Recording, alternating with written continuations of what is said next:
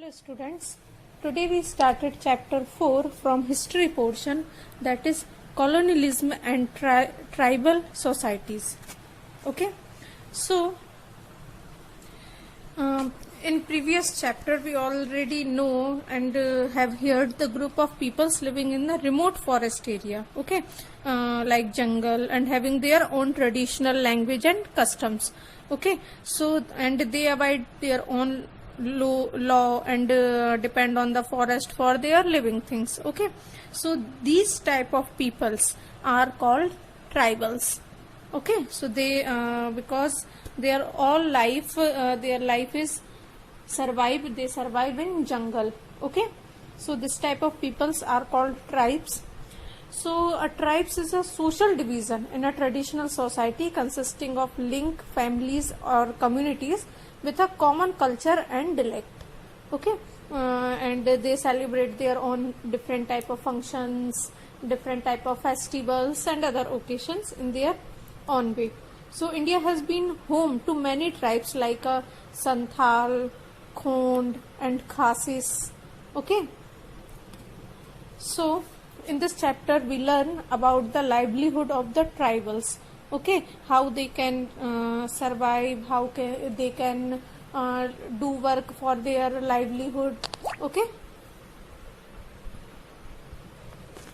so the tribals were involved in a number of activities, okay, for their subsistence.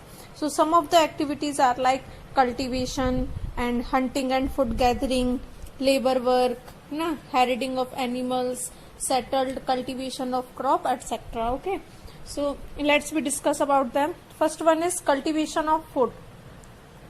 For their life, everyone need food. Okay, so the tribals practice jhum cultivation or the shifting cultivation. Okay, jhum cultivation. So in this small pitch of land were burned in a forest to clear them for cultivation. Okay, so that the trees and roots of forest trees and other things can be burned, and then on that place they start cultivation. Okay, so because fire containing postas was used to fertile the soil. Okay, and sunlight for the crop was assured by the cutting of the tree tops. So the seed were broadcasted or sacred on the field instead of sowing. So once the crop was ready for harvest, the tribals move on the another tract of the land, and the field already cultivated was left fallow for many years. Okay, to enable it for the reason of its fertility, and this was called the shifting cultivation. Okay, so the kept moving from one fertile land to another and subsistence themselves. Okay, so the next one is hunting and food gathering. So by living in a forest for years, the tribes had acquired knowledge about the medicinal herb and herbs, and they sold them in a local market. Okay, so for this all these things, the tribes like Khond of Odisha mainly live in a hunting and food gathering. Okay, so they went out for hunting in groups and divided the meat among themselves. Okay, and they also ate forest food, fruits, roots, etc. Okay, so after it, the next thing is labor work. They work for their livelihood, who don't know about the cultivation and hunting food vagera. Okay, so some of the tribes undertook work in district factories, mines, increase their financial resources. Okay, they migrate from the forest area to urban area. Okay, so the reduction of the forest supplies due to the famine or fire compelled the tribes for come out the forest in search of work. Okay, so they also work as an agriculture. So the tribals area were often planted by the traders, money lenders or the contractor. Okay, so the trader many of tribes reduce the poverty or come under the heavy debt. Okay, so that's why they come to urban area for work and for improve their financial resources. Okay, after it, the next one is herding of animals. Herding of animals means the tribals, peoples engaged in animal husbandry, okay, like mostly in sheep rearing. So the number of tribals group were pastured who roamed about from one place to another with their herd of animals, okay. So when the food resources and the grass of one area was exhausted, then they moved to the other land, okay. So for herding or feeding for their animals, they move from one place to another place, okay. After it, the settled cultivation of crop. That means some tribes group like Mundas or Chota Nagpur begin settling down instead of moving from one place to another place. Because of moving from one place to another place or form of migration, they suffer many problems, okay. So they cultivated crop to meet their requirement of food by staying at one place. So they used to plug of cultivations, and after living on a particular tract of a land for a year, they gradually got its right, okay. So for the for cultivation, they settle in any place and make their home there, okay. After this, when we know about the livelihood or some activities of the tribals, there are some impact or there are some changes in the life of tribals after colonialism, okay. When colonialism is implemented, then there are some basic changes occur in their life, okay. So these impact are like political impact, economic impact, social impact, okay. So first one is political impact. That means the politically the tribals chief were deprived of their independence, authority and administrative power, okay, because they could still retain their plot of the land and tiles, but had to follow the British rule and law in exercising their functioning. That was very diplomatic for them, okay, because they have to work, they were forced to work according to British, okay. So the tribals tradition of joint ownership of the land was disturbed, okay. So this resulted in tension and the conflict with the tribal societies, okay, because they don't want to do work as a on the rule and the law based on British, okay. So this was the great political impact on their social life. Then the economic impact, that economically the tribals were oppressed and reduced in the rank of the laborers.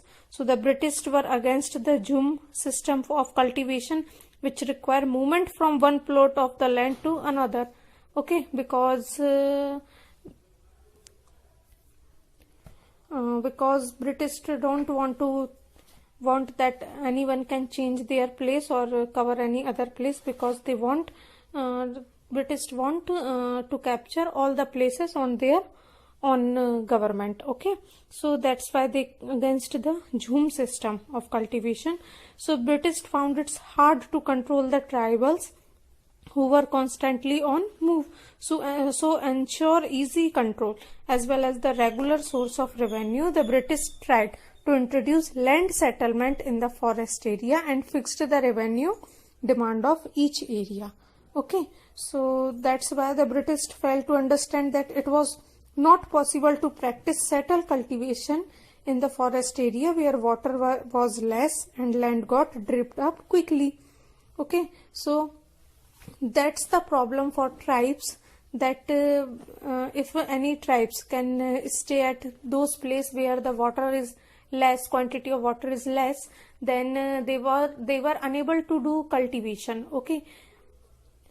And in order to increase the revenue of the British took over large tract of forest land and declared them as a state property or the reserve zone, okay. So the reserve zone in the search I means to say that when tribals not allowed to enter these reserve zone in search of food or animals, so thus the tribals were forced to move to the other area for earning their livelihood. Okay, because the surviving at with this condition, that condition of British, it was very difficult for them. Okay, so for discontent and anger against the new system of the forced them by the rebel against the British, so the Songram Sangam revolt in Assam in 1906 and the Forest Satyagraha of 1930s is the central province where the tribals which revolt defined the colonial system. Okay, so for solving this problem, for the moving out from the economic impact that British law and rules, so the tribals make some revolt for against them. Okay, after the economic impact, the next one is social impact. That means the British can also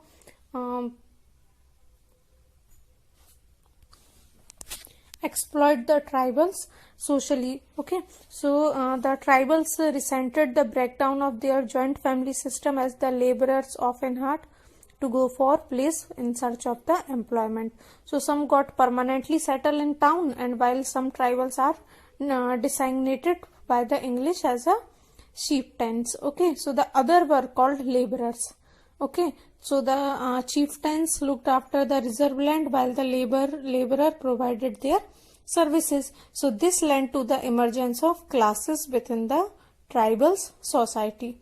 Okay, so that means the family, when the joint family of tribals were divided into small nuclear families. Okay, some went for job, for researching work in urban areas, some went in under the British rule for their livelihood.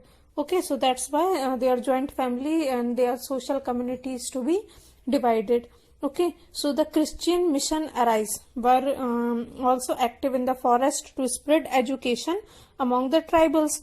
Okay, so the rendered helpless by the colonial man, the tribals were left with no other alternative but to rebel.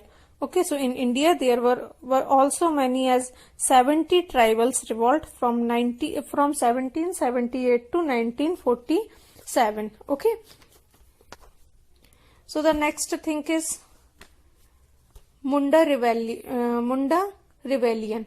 Okay, so for solving these problems, for solving a political, economic and social impact of the British or colonial, after colonial on tribals, so some group of tribals can make some revolt. Okay, for improving their conditions and solving their problems. Okay, so one of the most important revolt is that the Munda rebellion. Okay.